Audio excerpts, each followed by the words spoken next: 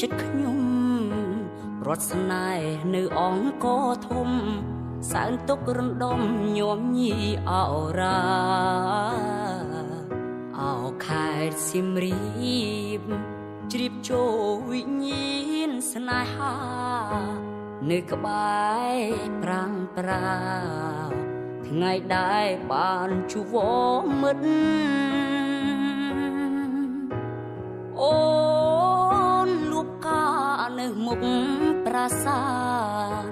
រូបបងទេសម្នាក់បានប្រាស្រ័យតាក់ទងចងក្តីស្នេហ៍ស្និទ្ធបងដឹងចិត្តកា